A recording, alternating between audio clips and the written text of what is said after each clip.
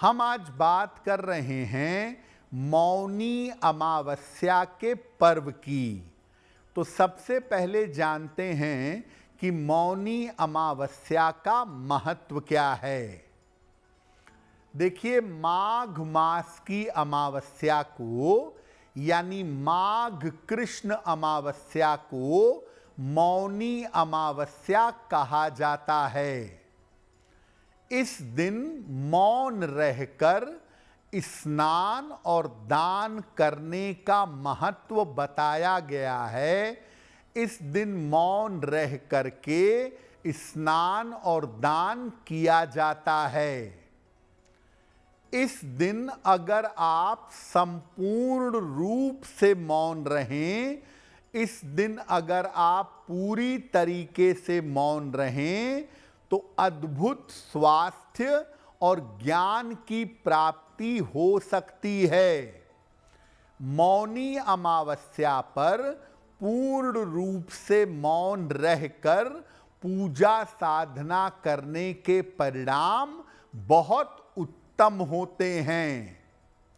जिन लोगों को मानसिक समस्या है, भय की या वहम की समस्या है, उनको मौनी अमावस्या पर मौन रहना चाहिए, साधना करनी चाहिए और पवित्र नदी में स्नान करना चाहिए। मौनी अमावस्या पर अगर आप मौन रहें, स्नान, ध्यान और दान करें, इस दिन की प्रक्रिया का पालन करें, तो ग्रहों की शांति हो सकती है और दोषों का निवारण हो सकता है। यानी मौनी अमावस्या पर मौन रह करके साधना जितनी ज़्यादा आप करेंगे, उतना आपका जीवन बेहतर होगा, कुंडली के ग्रह बेहतर होंगे, जीवन के दोष दूर होंगे। और इस बार मौनी अमावस्या का संयोग 18 जनवरी को है, जिसका पालन हम सबको करना चाहिए। वैसे तो हर बार की मौनी अमावस्या विशेष होती है, लेकिन आपको बताते हैं कि इस बार की मौनी अमावस्या पर शुभ संयोग कैसे बने हुए हैं। इस बार की मौनी अमावस्या पर ग्रहों का बड़ा अद्भुत संयोग बना हुआ है, बड़ा सुंदर संयोग बना हुआ है।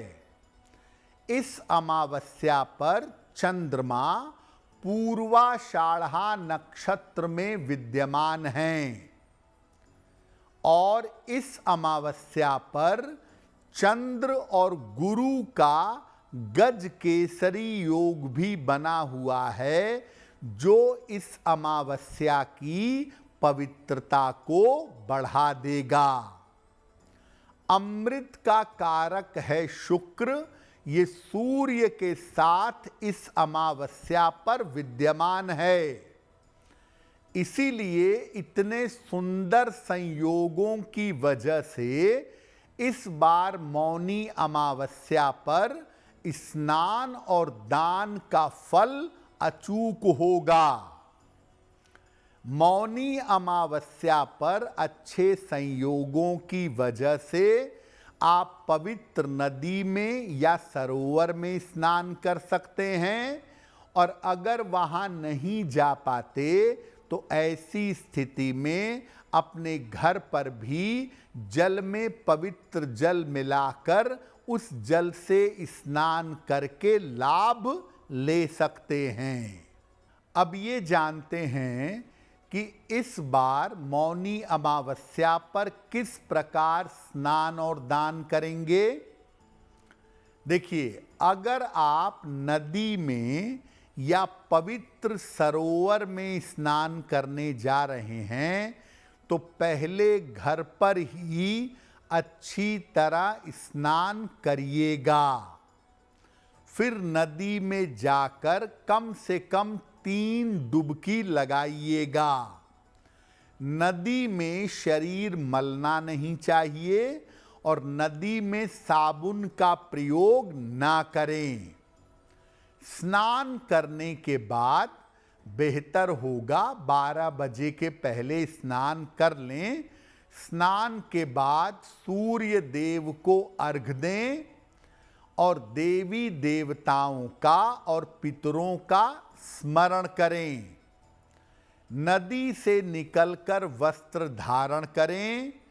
अगर चाहें तो मंत्र जप, ध्यान या स्तुति कर सकते हैं। इसके बाद अपने सामर्थ्य के अनुसार दान करें। देखिए, अगर आप नदी में जाकर स्नान नहीं कर पा रहे हैं तो अपने घर में जल में गंगा जल मिला करके उस जल से भी स्नान कर सकते हैं। और स्नान के बाद आप विशेष मंत्र का जप करें, अपने गुरु मंत्र का जप करें या भगवान की स्तुति करें और उसके बाद दान जरूर करें, क्योंकि मौनी अमावस्या पर दान करने का फल बहुत शुभ होता है।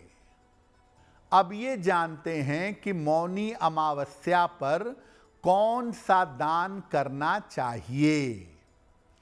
देखिए, मौनी अमावस्या पर पवित्र स्नान करके, ध्यान करके अपने सामर्थ्य के अनुसार दान अवश्य करें। स्नान करने के बाद और पूजा करने के बाद निर्धनों को दान करिएगा। दान में अन्न, वस्त्र, काले तिल और गुड़, इसका दान करना उत्तम होगा। वैसे लोग मौनी अमावस्या पर अनाज के अलावा काले तिल का, गुड़ का, कंबल या मोटे कपड़ों का दान करते हैं।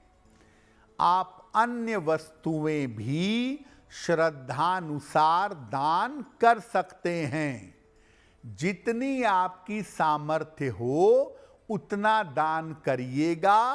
कर्ज लेकर दान करने की जरूरत नहीं है।